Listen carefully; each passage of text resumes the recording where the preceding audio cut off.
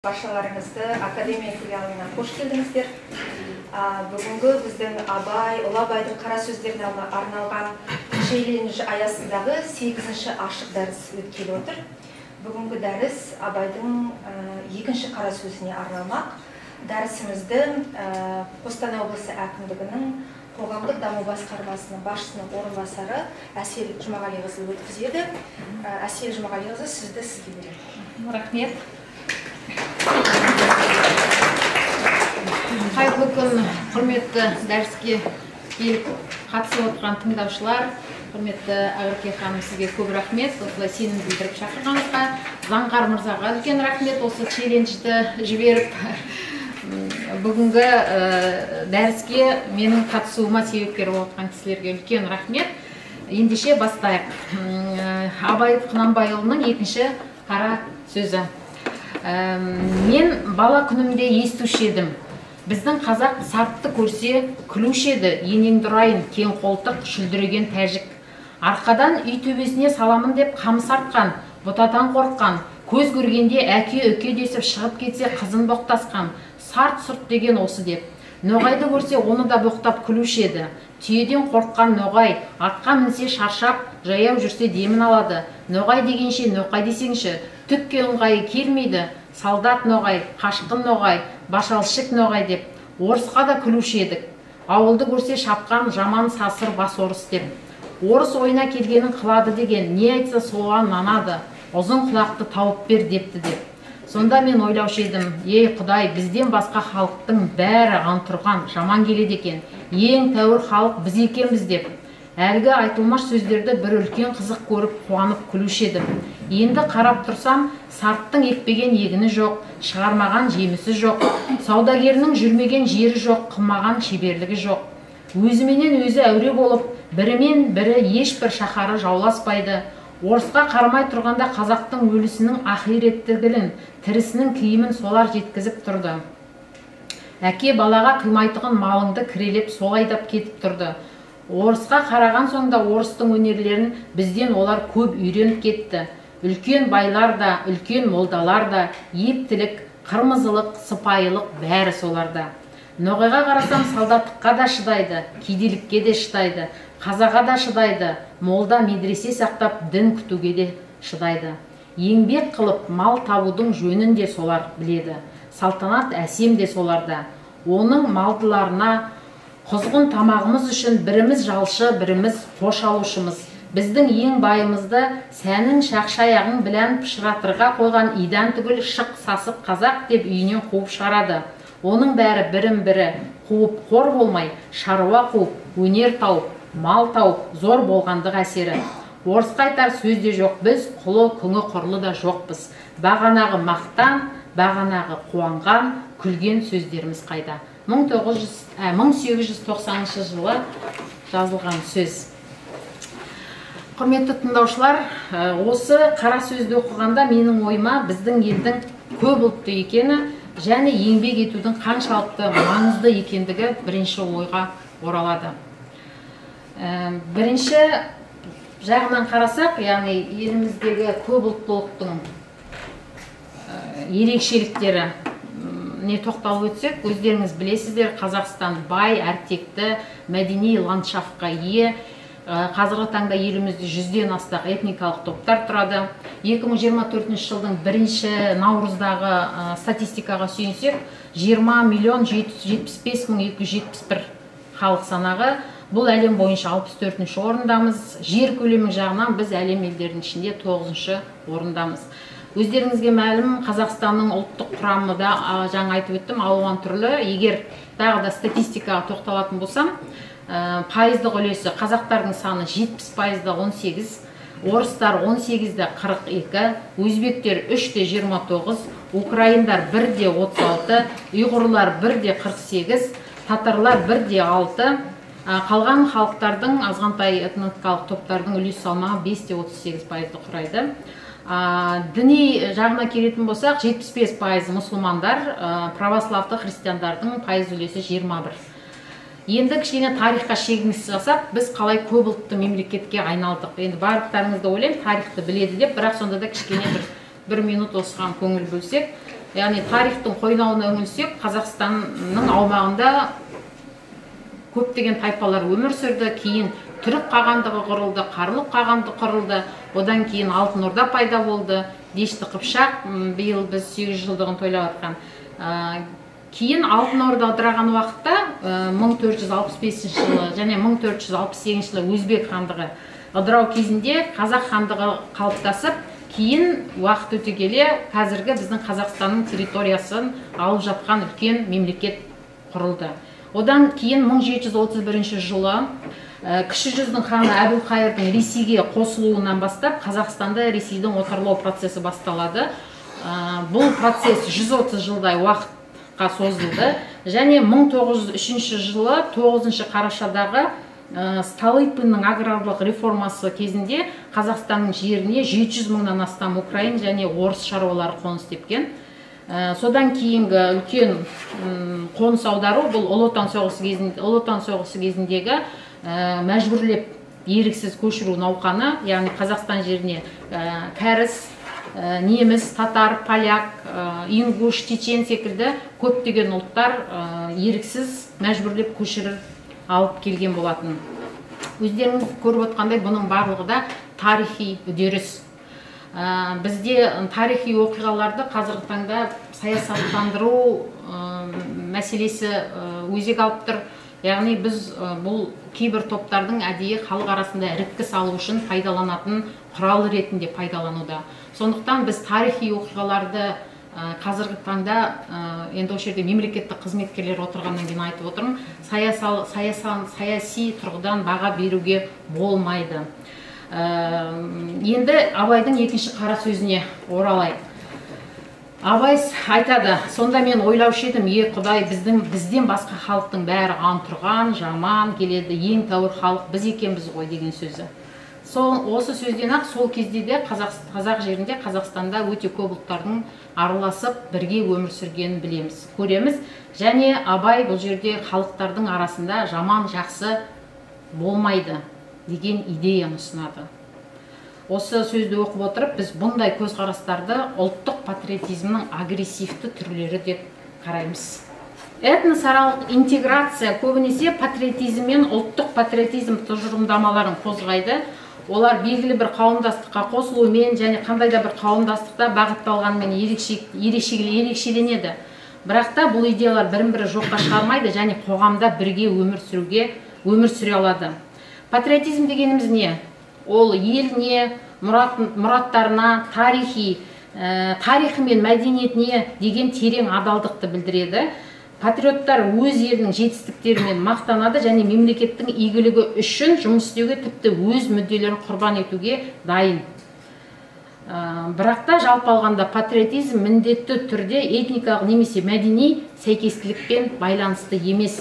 Екінші жағынан, ұлттық патриотизм негізінен ұлтқа, яғни этникалық немесе мәдени қауымдастыққа деген сүйіспеншілікті білдіреді.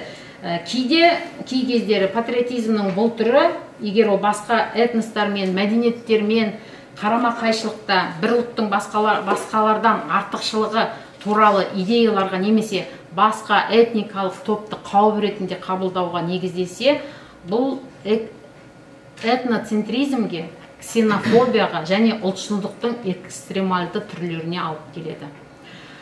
Әдетте бізде бұндай процесстер, әлеуметтік шиеленістер, тұрақсыздық, экономикалық дағдарыс немесе саяси белгісіздік жағдайларында орын алады. Сол уақыттарда үлкен көрінеді. Және теріс тенденцияларда бұндай тенденцияны бірнеше белгілер арқылы бақылауға болады. Біріншіден, басқа этностар мен мәдениеттердің өкілдеріне теріс көзқарас, бір жақты пікірлер, стереотиптер, мазақ етулер, немесе мәдени ерекшеліктеріне немқұрайлы қарау, басқа этнос өкілдерінен жаңағыдай ашық бас тарту немесе олармен байланыста болудан, аулақ болудан көрінеді. Бізде Қостанай облысында өзге этностардың оқшауланып тұру ондай фактілер жоқ. Егер оңтүстік өңірлерде болып жатсаңыздар, Түркістан облысы, Жамбыл облысы да көрінеді. Яғни өзбек ағайындар өздерінің махаллалары бар, дүнген ағайындар өздерінің ауылдары бар, яғни оқшауланып алып солай өмір сүреді. Бізде Қостанай облысында бұндай фактілер жоқ. Яғни бізде түсіністік бар, бір-бірін құрметтеу бар, сыйлау бар, сыйластық бар. Екіншіден, өз тарихы мен мәдениетін, басқа мәдениеттердің маңыздылығын қабылдамау және жоққа шығару деңгейіне дейін идеализациялау. Әдетте өз мәдениетінің артықшылығы басқа мәдениеттердің жетістіктерін бағаламау, бұрмалау деген сақылды осындай мәлімдемелерден көрінеді. Үшіншіден, зорлық, зомбық көрсету немесе қорқыту, соның ішінде физикалық агрессия, тіпті белгілі бір этникалық топтың өкілдеріне бағытталған вербальды зорлық, зомбылық. Бұндай жағдайда бұзақылық немесе вандализм жағдайларына назар аударамыз. Төртіншіден, біз және олар түріндегі жалпы поляризация. Яғни бұны сөйлеу, мінез құлықпен анықтауға болады. Бұл жерде ұлттық патриоттық идеяларды айтқан уақытта біз негізі көбіне негатив ретінде қабылдаймыз. Яғни қазақтар мақтанып жатса, өзге ұлттар негатив ретінде қабылдайды. Егер өзге ұлттар өзінің жеткен дәрежесін мақтанып айтып жатса, оны біз негатив, яғни қазақтар қазақ ұлты негатив түрінде қабылдап жатамыз. Бірақ бұл негатив емес, яғни әр адам өз ұлтымен, өз этникалық ерекшелігімен мақтана алады. Және біз бұны қолдауымыз керек. Ең бастысы, жеке адамдар мен топтардың салауатты патриотизм мен агрессия өз тобына бейілділік пен басқаларға деген жек көрушіліктің арасындағы шекарадан өтіп кетпеуге жол бермеу. Енді бұл жерде мен мемлекеттік қызметкерлер отырғаннан кейін алып келдім, яғни бұндай жағымсыз әсерлерге қарсы тұру үшін біз не істеуіміз керек? Жаңа мен мыналардың бәрін айтып өттім. Агрессия, зорлық, зомбылық, біз және олар өте, яғни осындай мәселелер өте сезімтал, және біз бұндайға жол бермеуіміз қажет. Так, енді бұндай жағымсыз әсерлерге қарсы тұру үшін мемлекеттік органдар тарапынан толеранттылықты насихаттау, әртүрлілікті құрметтеу, мәдениетаралық диалогты дамыту, оның ішінде деструктивті идеяларға қарсы дәрістер, пікір таластар мен семинарлар өткізіледі. Яғни бүгінгі біздің өтіп жатқан семинарымыздың да бір мақсаты осы мәселе. Яғни біз қоғам болып, жаңа мемлекеттік қызметкерлер, мемлекеттік орган деп жатырмын ғой, вот мына жерде жастар отыр, студенттер. Сіздер болашақ қоғамның өкілдерісіздер. Сіздер қазір уже қоғамның өкілдісіздер. Сондықтан сіздер осы, яғни шекарадан асып кетпеу мәселесін қадағалауымыз керек. Жаңа айтып өтті, өте жақсы бір студентіміз, что жаман ұлт болмайды, жаман адам болады. Осы қағиданы ұмытпауымыз керек. Және бізде көбіне тұрғындар, қарапайым халық деп айтсақ болады, этносаралық жеккөрушілік пен кемсітушілікке қарсы заңдардың бар екенін, оның ішінде қылмыстық кодекстің 174-ші бабы әлеуметтік, ұлттық, рулық, нәсілдік, таптық немесе діни алауыздықты қоздыруға байланысты қылмыстық іске тартылатынын көп халық білмейді. Яғни хабарсыз. Сол себепті біз осы мәселені күн тәртібінен түсірмейміз. Бұқаралық ақпарат құралдарында жариялау арқылы, аудиторияны осылай жинау арқылы түсіндіру жұмыстарын, насихаттау жұмыстарын жүргізе береміз. Мынау тектоникалық плиталар бар, географияны білсеңдер, солардың түйіскен жерінде тұрған ғимаратта көптеген мәдениеттердің біріккен тоғысында құрылған қоғамда ең қатал сынақтарда өзінің функциясын сақтап қалу үшін жұмыс жасайды. Яғни сол жұмысты біз нығайтуымыз керек. Қазіргі таңда мынау халық әсер ететін, бізде халқымызға, бізге елге әсер ететін сыртқы қарама-қайшылықтардың, әлеуметтік экономикалық сын қатерлердің және геосаяси процестердің күшеюі аясында бұл мәселе өте өзекті. жаңа тағы да қайталап айтам, яғни жаман ұлт, жаман этнос болмайды, жаман адам болады. Абайдың екінші қара сөзінде айтылған мәселе сол, біз өзге ұлттарды, бір-бірімізді менсінбеушілік, анау жаман, мынау жаман, мен одан артықпын деп кеуде соғуға болмайды. Келесі екінші Абайдың қара сөзінің екінші қырын қарап көрейік. Бұл қара сөзді оқыған кейбір адам өзге елдердің бәрі керемет, қазақ қана артта қалып қойған деген ойды меңзеп жатыр деп ойланып қалуы мүмкін. Яғни бәрі керемет, біз қазақ қана артта қалып қойдық. Бұл жерде мен ойлаймын, жыртық тесікке күледінің керін келтіріп, яғни қолдары аузына жетпей отырған кей қазақтар өзгені кекеткенше өз халіңді түзеп ал деп насихат айтты. Ол Абайдың екінші қара сөзінде. Еңбек қылып мал табудың жөнін солар біледі, салтанат әсем де соларда дейді Абай. Бұл жерде Абай халықтың жалқаулығын сынап отыр. Еңбек ет, сол арқылы тұрмысыңды дүзе, осылайша ол адал еңбек етуге насихаттайды. Осы екінші қара сөз арқылы.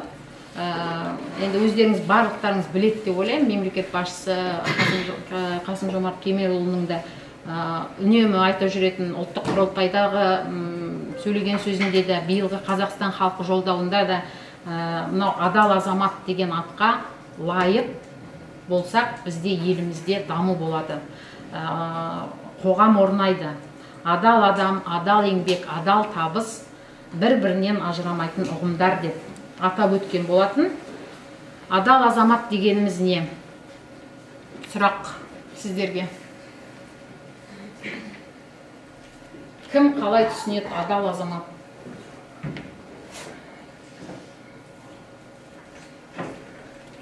Адал азамат бар ма дейінші? Мен айтайыншы. Болмасаң да ұқсаттақ дейді. Қазіргі таңда жастарымыз, яғни ол балалар әскерге барады. Әскерде олар ант қабылдайды. Мен еліме адал қызмет етемін.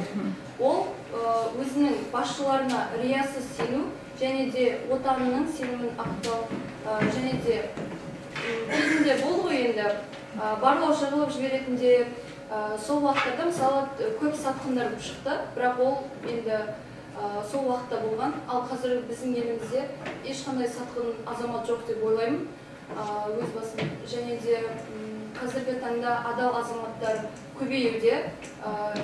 Жаңағы президентіміз Қасым-Жомарт Кемелұлы Тоқаевтың өзі де қай жерге барса да біздің қазақ елінің қандай екенін көрсетіп, айтып мақтанып жүреді. Оның өзі халқына деген сүйіспеншілікпен үмітін ақтап жүргеннің белгісі. Яғни біз өзіміздің президентімізді адал азамат деп айтсақ жарасады. Жақсы, рахмет.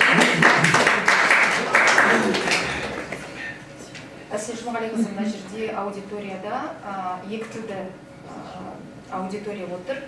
Қазақ тілін түсінбейтін, жалпы жаңа сіздің көрсеткен роликтарыңызды ғана түсініп қалған адамдар бар. Соның негізгі тезистарыңызды екі тілде айтып өтсеңіз. Мен енді соны дайындалып келген жоқпын екі тілде. Мен негізі өзім қазақ тілдімін. Қазақша дайындап, мен орысша ойымды жеткізіп айта алмаймын деп қорқып отырмын. Жаңа егер білгенде орыс тілді аудитория болатын болғанда мен дайындалып келетін едім шын керек. Енді қазір ол кісілердің мына жерден қандай сезіммен шығатынын түсінесіз ғой. Мен соны сұрайын қазір. У меня вопрос, хорошо. Я не подготовился на русском языке, не знала, что будет русская группа. У меня вопрос тем слушателям. Вы что поняли или не поняли вот этот вопрос? Я постараюсь вам объяснить доступным языком. Из всего то, что я вот сейчас озвучила, показала, что вы поняли или вообще ничего не поняли. Не стесняйтесь. У нас только что состоялась лекция на тему эффективных коммуникаций. Мы как раз говорили о том, что информация должна доноситься на понятном языке, но в целом открытые лекции в рамках челленджа Абай проходят на государственном языке. Но сегодня особенность нашей аудитории в том, что сидят слушатели, которые русскоязычные, да, которые не понимают на государственный язык.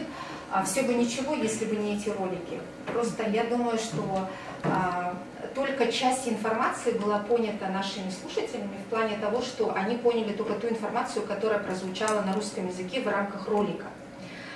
Что не сама суть этой лекции. Сама суть лекции состоит в том, что как раз таки наш Абай Кунанбаев, да, мыслитель наш, он призывал к миру, к добру, к уважению к любой национальности, с какими бы особенностями данная национальность не обладала. У каждой национальности свои достоинства, своя культура, свои обычаи, свои традиции.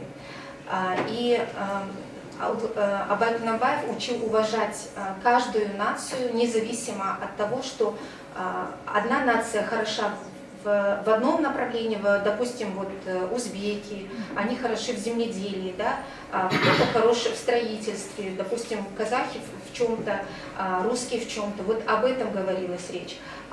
Ролики приводились в пример, что сейчас в Кустанайской области, в частности, да, приводились примеры, кейсы из Кустанайской области, в плане того, что есть такие кейсы, которые люди относятся к этому, то есть другое понимание идет. Да? Мы только что на лекции тоже с вами проговорили, что в нашу ментальность, в нашу культуру внедряются ценности извне. Да? То есть это тоже одно из проявлений того, что в нашу культуру сейчас не всем, то есть мы живем в мире, где геополитическая ситуация не столь стабильна. Да? И мы понимаем, что мир и согласие, которое царит в нашем государстве, оно не всем нравится. Кто внешние силы, возможно, хотели бы, чтобы и на нашей стране тоже возникли какие-то волнения. Поэтому данные моменты, они возникают. И это вот хорошо сказали молодые люди, студенты университета, что это неплохая нация, это не признак того, что нация плохая, это признак того, что тот человек, который это озвучил, это сказал, это говорит о его невоспитанности, о его уровне образования, о его уровне некультуры, да, то есть непринятия. Это говорит только конкретно о проблеме этого человека, не о проблеме нации, то есть об этом была речь. Я, как руководитель данного филиала, мне очень важно, чтобы наши слушатели ушли с правильным пониманием тезисов, основных посылов, которые были сегодня сказаны во время открытой лекции, да, чтобы мы за мир и за согласие на нашей стране, в нашем Казахстане. Да? Мы все казахстанцы, нету среди нас плохих либо хороших. Да? Мы все имеем равные права, равные возможности. Казахстан дает равные права всем казахстанцам, независимо от религии, независимо от нации. То есть основной посыл здесь в этом. И я хочу, чтобы вы тоже, возможно, вот Асель Жумагалиевна говорит, что у нее трудности с изложением информации на русском языке. Я могу послужить, как бы, может быть, мостом здесь и излагать информацию как на русском, так и на казахском. Поэтому, если у вас есть вопросы касательно данных тезисов, можете задавать на русском языке, я переведу основному докладчику. У вас вопрос? Нет, добавить. Хорошо. Уважаемые студенты, да, здесь представлюсь, Кустанайская академия МВД, магистр истории, подполковник полиции Алпис Влад Баксбекович. Здесь я хотел бы продолжить идею, которую говорила Асель Жумагалиевна, да, и вашу идею о том, что во втором слове созидания Абая говорится о том, что надо у каждой нации чему-то учиться. Если мы будем постоянно говорить о том, что мы какие мы красавчики, и вот мы такие-сякие, вы знаете, потому что в свое время кочевая цивилизация, она была передовой в свое время. А мы являемся с вами наследниками кочевой цивилизации. И когда и вот это вот осталось, то, что мы в свое время были, вы знаете, в свое время кочевники даже к оседлым относились как людям, которые чуть-чуть ниже, потому что кочевая цивилизация, она была передовой в свое время. И он говорит о том, что когда другие народы развивались в каком-то мере, мы оставались на былых своих победах. И как получилось так, что другие народы выросли, да, а мы остались на своем месте, и сейчас, и в этом плане Абай Кунанбаев говорит о том, что нам надо развиваться и учиться у русских. Например, ну, здесь, наверное, говорить можно такой момент, как через русских мы ушли, через русскую культуру мы познакомились с мировой культурой. Да, это как окно в Европу, может быть. Если Петр I пробивал через Санкт-Петербург, можно так сказать, мы пробивали через русскую культуру, знакомились с европейской культурой. Тоже так же учились у среднеазиатских народов, ногаи, узбеки, да, о котором он как раз и говорил о том, что...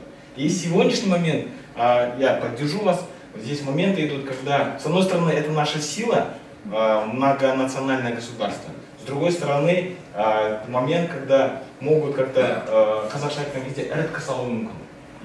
Негізі көтерген жазбалар бар ғой, сонда айтады ғой, опять уже тоже перехожу на казахский язык. Інірі ағылым дауласқандығынан, бекті халқын жауласқандығынан, түркі халқы өз елдігін жоғалтты дейді. То есть, самая главная причина всех падений, которые были у нас, это самое главное, это то, что у нас внутри начинались раздоры. И вот как раз вот эти вот видео как раз показывают, что есть среди нас люди с низкой культурой, да, которые как раз таки подогревают этот момент. И мы как раз, есть же вот этот фильм, как называется, Султан Бейбарс, да, в этом качающемся мире мы должны сохранять свою стабильность. И қазақша айтқан кезде өзіміздің көп мәдениеттілікте өзіміздің бірлігімізді сақтап қалуымыз керек. Мы должны сохранить свою национальную идентичность, национальную. Я когда читаю лекции, когда говорю нация, я всегда говорю, когда я подразумеваю по словам казах, я подразумеваю как политический термин, не этнический термин, а политический. Значит, если вы приехали, то есть с Казахстана, это не значит, что вы украинец или русский. Всех сразу начинают называть казахами. И я всегда говорю, если я говорю казах, я подразумеваю под термином политическим термином. И даже, я говорю, это процесс, кстати, он идет не сверху, да, не государственная политика, а этот процесс идет снизу. Откуда это можем узнать? Этот процесс еще идет, я говорю, обратите внимание на спортивные каналы, когда выступают наши казахстанские спортсмены. Особенно в Марсе, когда Брэндон Баченский, Джастин Бойд, Кевин Делман участвовали. И комментаторы как говорят? Казахи атакуют, казахи забили, а казахи забили это Брэндон Баченский, Джастин Бойд и Кевин Делман. Это канадцы. Да? Я к тому, что этот термин является сейчас на сегодняшний момент политическим. Поэтому, когда я говорю, наша нация едина, я имею в виду, что те, кто проживает на территории Казахстана, и мы должны сохранить единство. В этом плане вот как раз таки показались вот эти вот ролики, вот эти моменты, которые говорили о том, что есть силы, которые хотят расшатать нашу внутреннюю стабильность, которые хотят вот это вот сбить вот этот фундамент, наверное. Спасибо.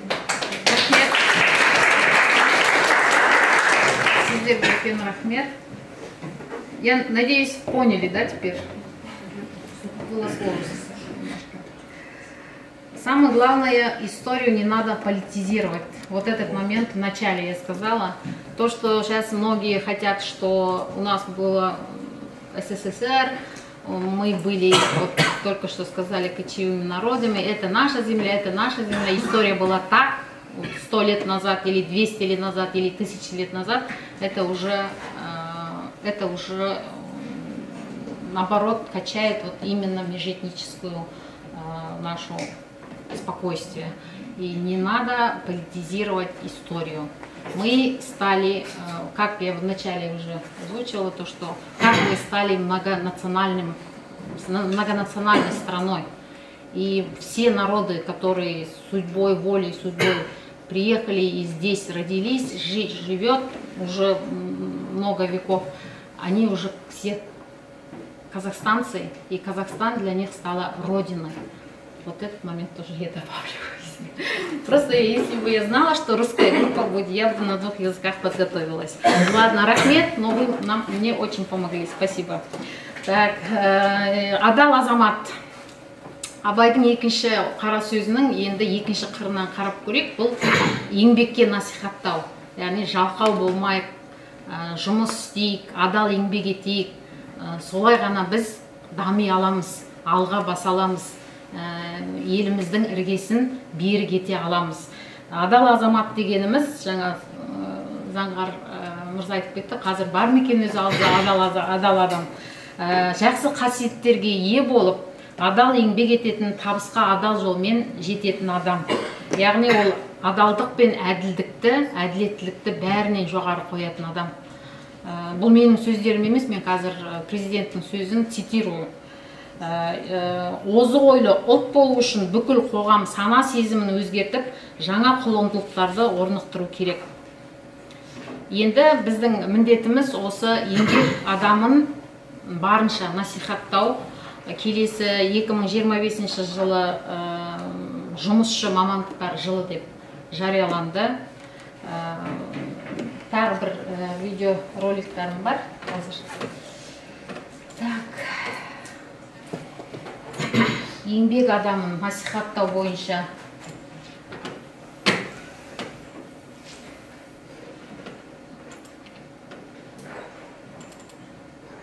Қазіргі таңда көптеген адам жайлы кеңседегі мансап туралы армандайды. Осы мәселеге тереңірек үңілсек, медицина мамандары бұл денсаулығымыздың қалқаны.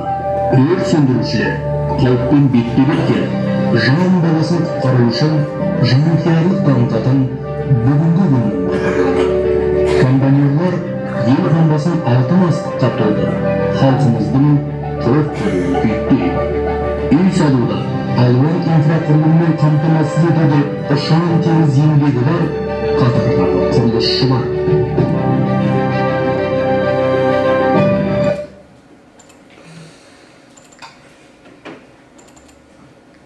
Вы когда-нибудь задумывались о том, насколько трепетным и глубоким для изучения является процесс контроля здоровья и комфорта животных, разведения и содержания животных для различных нужд человека? В этом искусстве человек соединяется с природой, воплощая гармонию и создавая уникальные продукты. Животноводство не только профессия, это искусство стремления к производству высококачественных молочных продуктов, свежего мяса, натуральной шерсти и других ценностей. Специалисты занимаются изучением анатомии и физиологии животных, узнают, как правильно их разводить, бороться с распространенными болезнями и проводить профилактические мероприятия, составляют кормовой рацион. Благодаря передовым технологиям и научным исследованиям мы можем обеспечить животным наилучшие условия пастбища и ухода. Для сохранения в продукте максимального количества питательных веществ сделать шаг к повышению качества производимой продукции, укрепляя тем самым здоровье населения.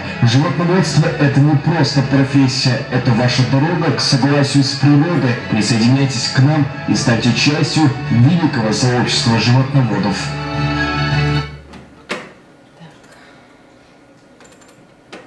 Железо, сталь, алюминий. Среди нас они обычно прячутся за скучными словами металлы. Но что, если я скажу вам, что это не просто вещества, а магия, которая превращает идею в реальность?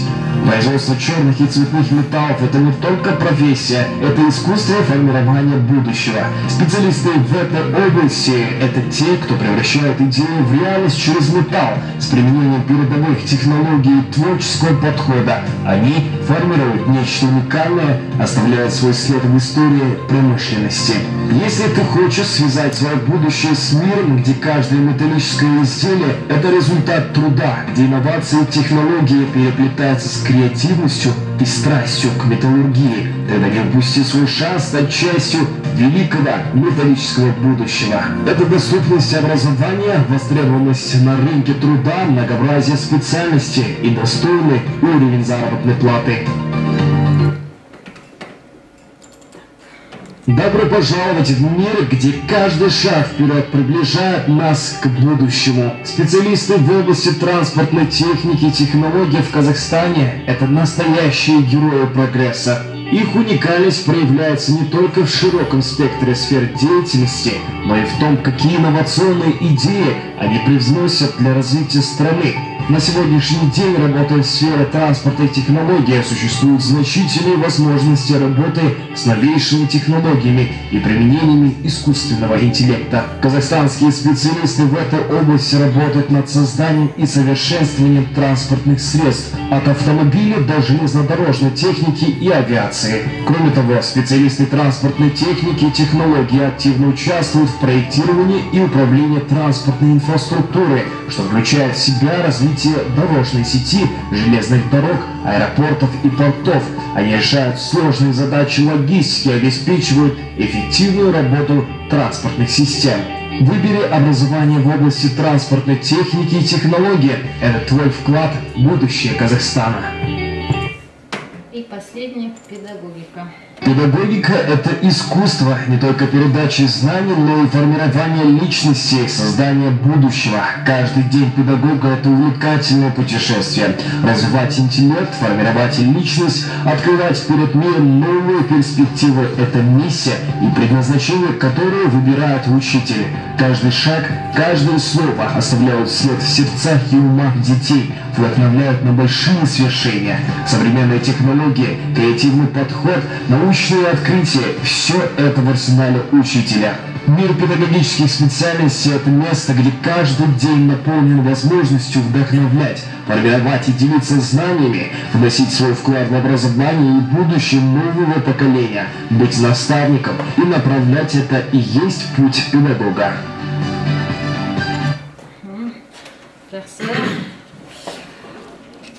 Это все видеоролики изготовлены по заказу Управления общественного развития нашим. Почему именно это 4 направления? Потому что мы делали анализ, эти 4, вот металлургия, машиностроение, животноводство и педагогика, самые невостребованные, наоборот, вакансий очень много. На эти сферы очень много вакансий, и каждый год они, когда мы ярмарка вакансий, там организуем, спрос на эти должности очень большие. Көбіміз ойлаймыз, заводта жұмыс істеген адам, ауылда жұмыс істеген адам, кір қожалақ, шаң, кір жерде жұмыс істейді деген, бізде сондай бір теріс ұғым қалыптасып қалған.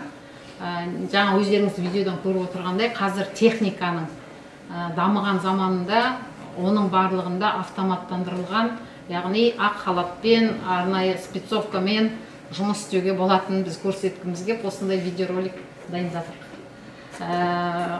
Абай айтады: талап, еңбек, терең ой, қанағат, рақым ойлап қой. 5 асыл іс көнсеңіз, егіннің ебін, сауданың тегін, үйреніп ойлап мал ізде, адал бол, бай тап, адам бол, мал тап, қуансаң қуан сол кезде. Яғни Абайдың осы ойы әлі күнге дейін өзектілігін жойған жоқ.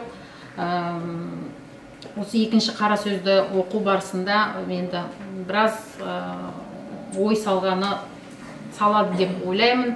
Және де мемлекеттік қызметшілер отырғанда бізде күнделікті өмірде көп сын естіп жатамыз. Әкімдік қайда қарап отыр? Акимат куда смотрит? Бір қате көріп қалса, тағы да мемлекеттік органдардан кінә іздеп жатамыз. Қытайдың ұлы ойшылы Лао Цзынан сұраған екен бір патша: елімді түзеу үшін не істеуім қажет? Түзу жолға салғым келеді, не істеуге болады деп. Сонда ғұлама, шығыс ғұламасы айтқан: еліңді түзеу үшін алдымен сен өзіңді түзе деп. Яғни әр адам бірінші кезекте өзін түзеу керек. Әр адам өзі адал азамат болуға ұмтылу керек деген сөз. Біз ең алдымен өзгенің бойынан кемшілікті көргіш, біз Абайдың сөзіне қайтып оралсақ, бәрі жаман, мен ғана жақсымын деген ұғым. Сынағыш адамдар, олар өз бойларындағы кемшілікті көруден, сезуден қалады. Ондай сынағыш адамдар көбіне өзінің бақытсыздығы үшін әрдайым өзгені кінәлайды. Және ондай сынағыш адамдар ешқашан дамымайды. Біз осы идеяны, осы сананы, осы түсінікті қоғамға жеткізуіміз қажет деп ойлаймын. Сонда ғана бізде әділетті қоғам құруға толық мүмкіндік бар. Енді бүгінгі дәрісімді соңғы Абайдың шәкірті, інісі Шәкәрім Құдайбердінің ұлымен сөзімен аяқтағым келеді. Біреудің мінін көргенше, жамандығын тергенше, өз бойыңды мазалап, өз бойыңды тазалап, өзіңмен күрес өлгенше. Яғни Шәкәрім Құдайбердіұлы сол Абайдың идеясын, Абайдың айтып кеткен қара сөздерінің ары қарай жалғастырушысы ретінде жақсы білеміз. Енді осы Шәкәрімнің осы бір шумақ өлеңі Абай Құнанбайұлының екінші қара сөзінде айтылған идеяны түйіндеп тұрған сияқты болып көрінді маған. Осы екінші қара сөзді зерделеу барысында. Баршаңызға рахмет. Ой қосам десеңіздер, пікір білдіреміз десеңіздер, сұрақ қоям десеңіздер, қабылдауға, тыңдауға әзірмін.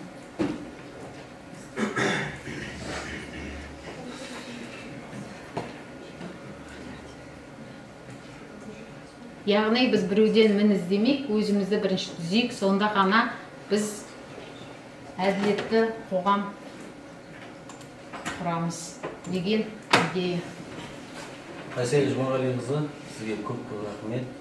Әдемі қиыннан қиыстырып, қазіргі елдегі ахуалды саралап, соның түпкі мағынасын осы Кемел Абайдың түп санасына келіп, екеуін қабыстыруға тырыстыңыз. Көп рахмет. Сіздің жеке пікіріңізді білгім келеді. Сол кезіндегі Абай айтқан қазақ пен бүгінгі қазақтың айырмашылығы бар ма? Сол жалқау қазақ әлі жалқау емес па? Мен олай деп есептемеймін. Анау айтып жатады ғой, қазақ жалқау деген ұғым, мен келіспеймін. Ол әңгімені халық арасында әрине бар, біз жалқаумыз деп. Жалқау емеспіз біз. Мен қазір жастарды көріп қуанам. Жастардың ұмтылысы, жастарды сынап жатамыз, кезінде бізді де сынап, кезінде біздің ағаларымызды, әкелерімізді, бабаларымызды сынап, кейінгі толқын келе жатқан айтады. Ол қазір жастар жалқау. Жалқау емес, жастарда үлкен ұмтылыс бар, және ұмтылыс инновацияға қарай ұмтылыс бар. Жастар жаңашылдықты іздейді.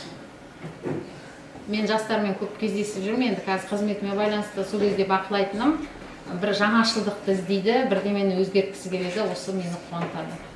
Ал жалқаулық ол адамға байланысты, жаңа айтқандай әркім өзі. Яғни жалқау адам бар біздің қоғамда, бірақ ол ұлтқа байланысты емес. Менің ойым. Неге бізде айтады басқа Европа елдеріне, немесе жаңа басқа елмен салсам, ой, олар андай зәулім үй тұрғызып жатыр, ой, сондай. Біздің жеріміз кең, Қазақстанның жері. Оларға жаңа тіршілік үшін күрес дейді ғой. Мен солай ойлаймын. Яғни менталитет бәрібірде бар. Бұл жалқаулық емес, бұл менталитет. Біз барлығын сабырмен, асықпай шешкенді жақсы көреміз. Сосын Құдайға шүкір жеріміз кең біздің. Яғни біз жанталаспаймыз, бізге анау кішкентай жер үшін сол жерді бірнеше этаж қылып саяжай салып тастау мысалы бар ғой. Сол мен ойлаймын, мүмкін біздің арқамыздың кеңдігі, бұл жалқаулық емес, біздің арқамыздың, қазақша айтсақ, арқамыздың кеңдігі. Өйткені біздің кең барқан даламыз бар, кең. Сол деп ойлаймын, менің ойым. Мен қазақ жалқау дегенге келіспеймін. Яғни бұрынғы Абайдың тұсындағы халықпен енді қазіргі осыдан 100 жыл, осы қара сөзді қарап отырсам 135 жыл бұрын жазылып кеткен сөз екен. Бірақ та бәрібірде қоғамда жаңа айтқандай адамдардың түр-түрі болады, надан адам да болады, жаман адам да болады.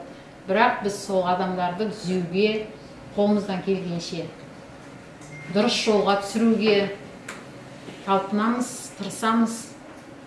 Кішкентай болса да мен сіздердің ойларыңызға бір сәуле жеткізе алдым деп ойлаймын.